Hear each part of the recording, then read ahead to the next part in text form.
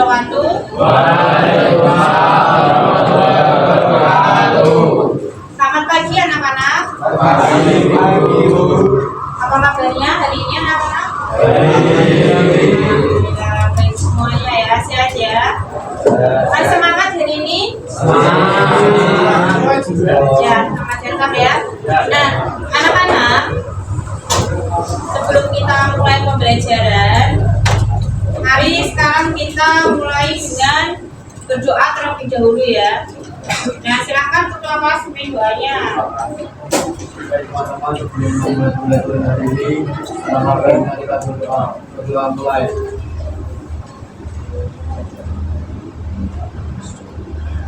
Berdoa tenang. Nah, untuk berikutnya menyanyikan lagu Indonesia Raya bisa dipimpin Ines maju ke depan.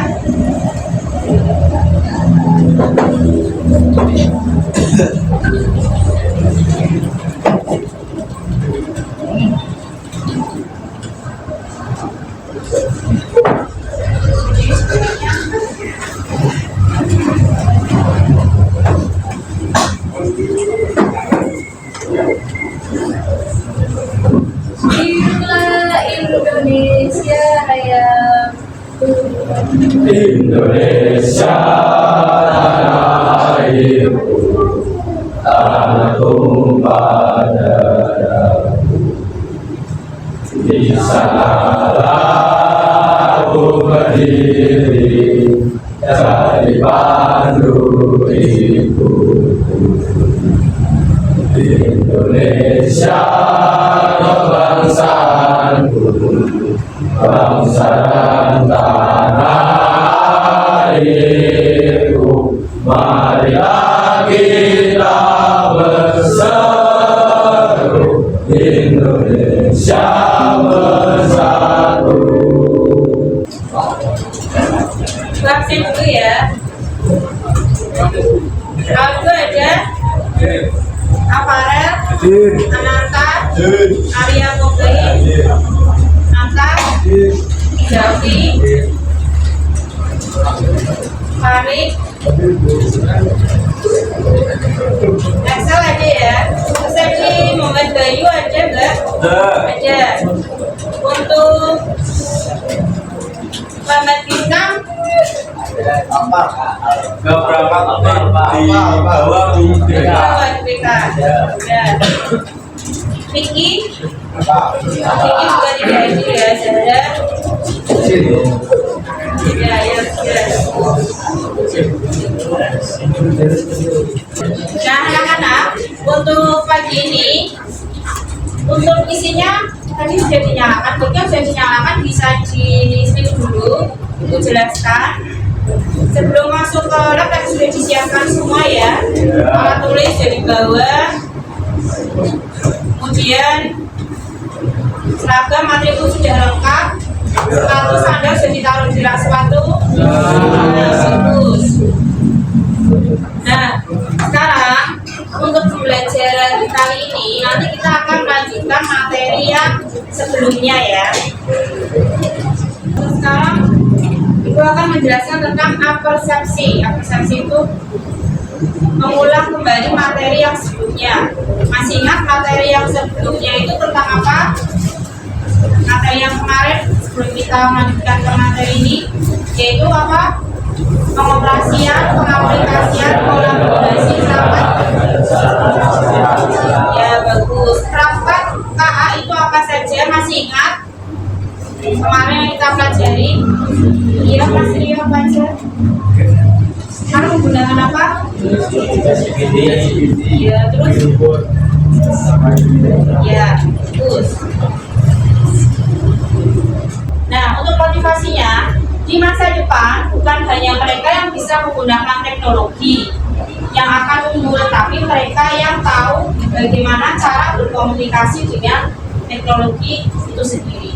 Jadi kamu bukan hanya pengguna teknologi, tapi kamu adalah pencipta masa depan. Jadi kalian ini sebagai generasi muda ini pencipta generasi muda ya, atau pencipta masa depan.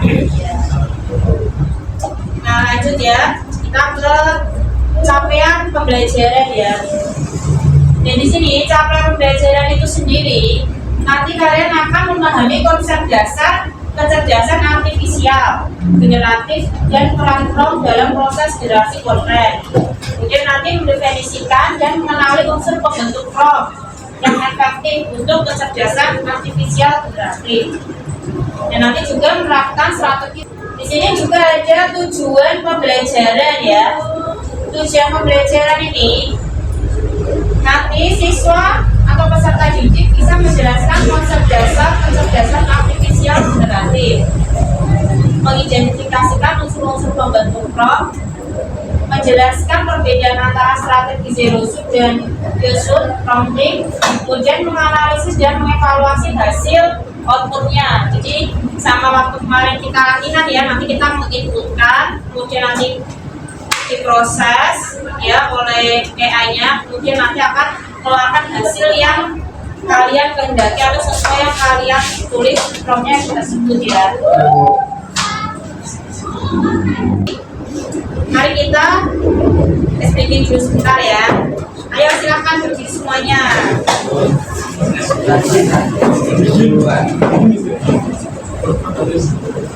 Nah, nanti Excel tolong bajunya dirapikan dulu ya, dimasukkan gitu. Nah, untuk speakingnya kalian bisa tuliskan dulu, kemudian nanti kalian menirukan ya. Siapa saya hebat, saya bisa, saya sukses, saya luar biasa. Oke, lanjut ya. Ya silakan kalian dipraktekkan. Siapa saya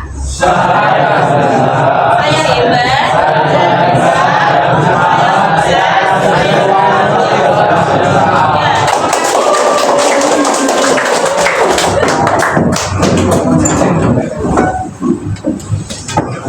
Nah, lanjut ya. Mungkin di sini ada yang tahu apa itu AI generatif itu? Apa itu AI generatif? Nanti Mas Excel. Buatan AI yang mampu menciptakan konten baru yang unik seperti teks, gambar, video, dan musik. AI ini tidak hanya meniru, tetapi juga memahami Ya, AI generatif itu menciptakan konten yang baru yang unik ya. Biasanya itu bisa seperti teks, gambar, bahkan juga video dan musik ya. Nah contohnya ini kalau teks ini ada ChatGPT, karena pernah menggunakan ChatGPT pernah sering ya. Kemudian ada AI yaitu bisa untuk gambar, ada Midjourney yaitu untuk gambar, juga ada Suno AI untuk musik biasanya sih. Nah sekarang apa itu peran dan fungsi prompt? Dan di sini sudah dijelaskan prompt itu sendiri adalah perintah atau instruksi ya. Jadi kalian memberikan perintah ya, memberikan perintah atau instruksi yang diberikan kepada AI. Jadi kalian di sini memberikan perintah, menyuruh ya. Kemudian tanpa prompt AI tidak akan tahu apa yang harus dilakukan. Jadi tanpa kalian memasukkan perintah atau menginputkan perintah, AI tidak tahu nih hasil apa yang akan ditampilkan, nanti mau berupa gambar atau berupa video atau berupa apalagi teks ya. Nah fungsi utama itu sendiri yang pertama itu bisa inisiasi yaitu memulai proses kreasi, yang kedua kontrol yaitu mengarahkan output. Nah unsur-unsur prompt itu sendiri yang efektif di sini biasanya tujuannya itu apa yang diinginkan ya. Biasanya kan kalian nanti tuliskan ya. Kalian dalam perintah prompt itu tuliskan atau buatkan deskripsi dari atau buatkan gambar dengan deskripsi seperti ini. Kemudian sebagai konten informasi latar belakang, contohnya untuk bertindak sebagai karakter. Nah ini coba bisa dibuka, bisa dinyalakan komputernya, bisa dicoba. Kalian bisa membuka ChatGPT atau begininya.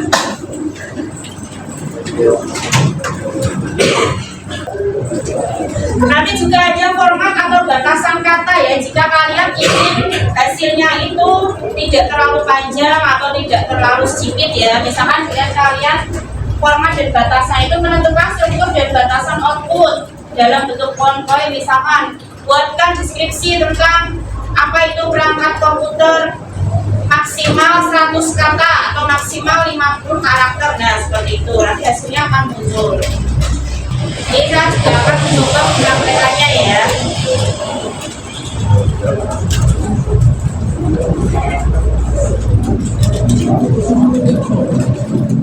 Nah di sini saya mencoba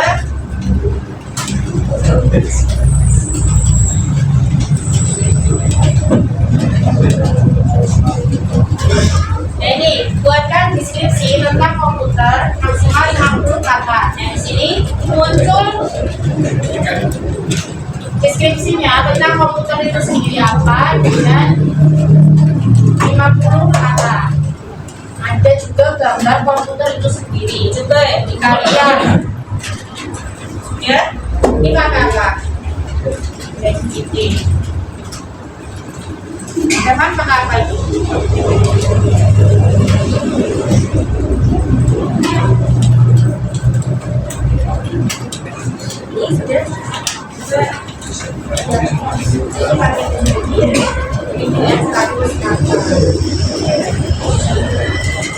Wah ya hasilnya ya, yang belakang sudah siap ya.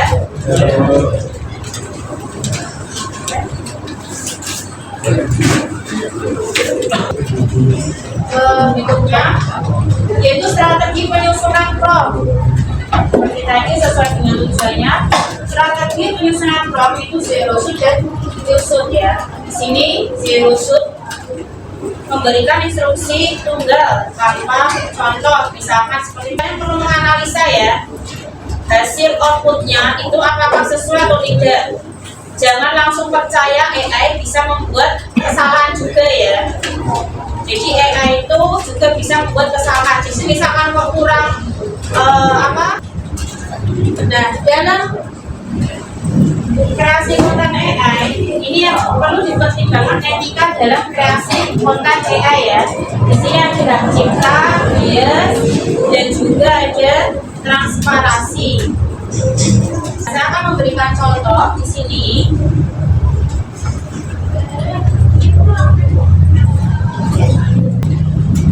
Saya akan mencoba meminta membuatkan sebuah gambar ya.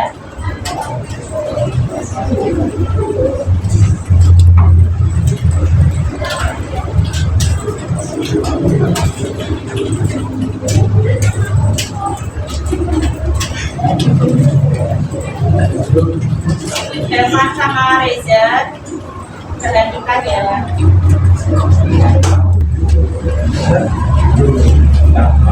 Dan di sini saya meminta membuatkan AI, buatkan saya gambar seorang pelajar sedang belajar di depan komputer. Coba dibuat di kalian masing-masing.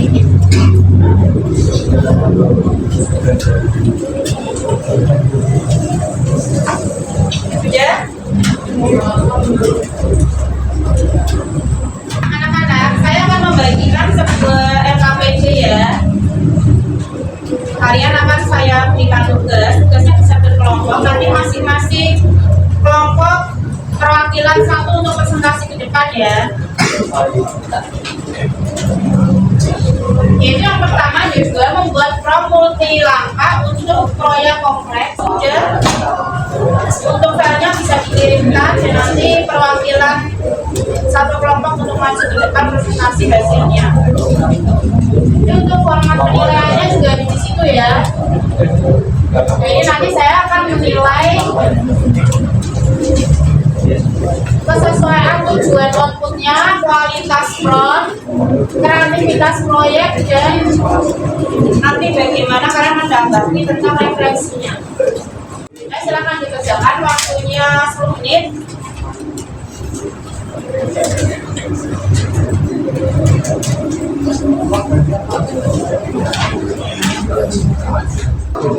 Bagaimana ini kelompoknya?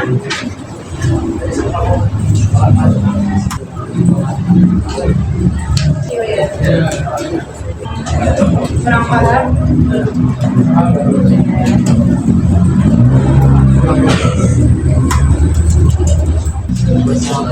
Kalau sudah silakan dikirim ke email saya ya. Email saya sudah saya input ya.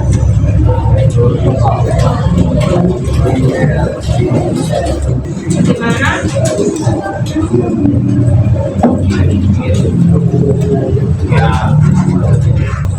Ini seperti ini ya.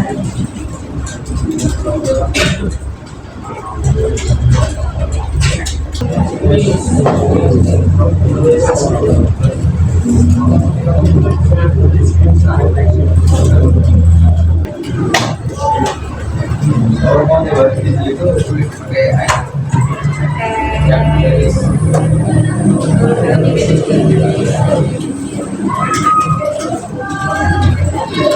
Atau kalian juga bisa membuat seperti ini ya. Tapi konten kalian selain gambar, kalian bisa menggunakan ini ya. Semua tetap semangat ya, jangan menyerah. Hasilnya kalian menuliskan promnya terlebih dahulu ya. 1 menit lagi habis tuh monsternya. Ini pakai Koliga, bisa dicoba. Jadi nanti tugasnya bisa berupa gambar, tadi ada teks, gambar dan video ya. Yes. Silakan Mas Maul, yang tadi sebagian sudah dikirim ke email saya dan ini perwakilan ya untuk mempresentasikan hasil tugasnya. Silakan disampaikan. Bagaimana tadi maunya dari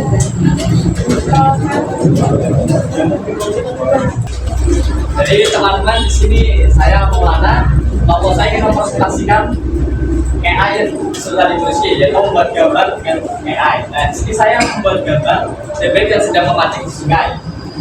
Nah, bebek ini terlihat seperti animasi ya, tulang bebek dan prompt yang telah saya sampaikan, telah saya ketik tadi. Ya, itu saja sebetulnya kelompok saya. Terima kasih.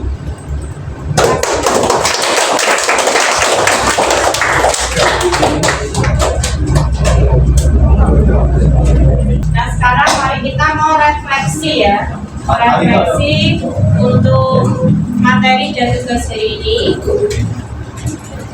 Nah saya mau tanya ini, untuk refleksinya mengapa kemampuan membuat prompt yang baik itu penting dalam menggunakan kecerdasan artifisial? Mengapa? Karena kualitas hasil dari AI sangat berbeda pada developer.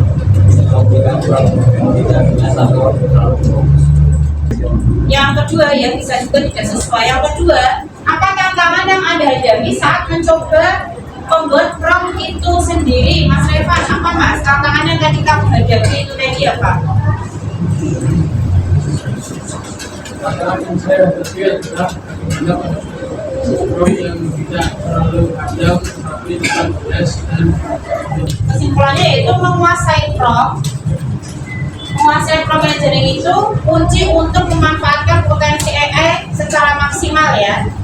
Dan juga menggunakan AI itu sebagai alat untuk meningkatkan kreativitas dan produktivitas kalian di sini sebagai siswa. Jadi bukan untuk jalan pintas ya, bukan untuk mencari cepatnya atau bagaimana, tapi untuk kita bisa berkreasi.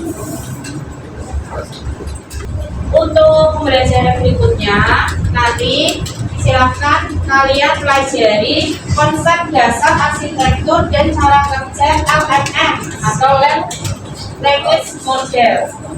Ya, nanti bisa kalian pelajari dulu, kemudian nanti kita akan pertemuan di berikutnya. Nah, terima kasih untuk hari ini. Tugasnya yang sudah dikumpulkan, terima kasih. Bagi yang belum dikumpulkan segera paling lambat hari ini ya. Nah sekarang bisa kembali ke kelas dan PC-nya bisa dimatikan.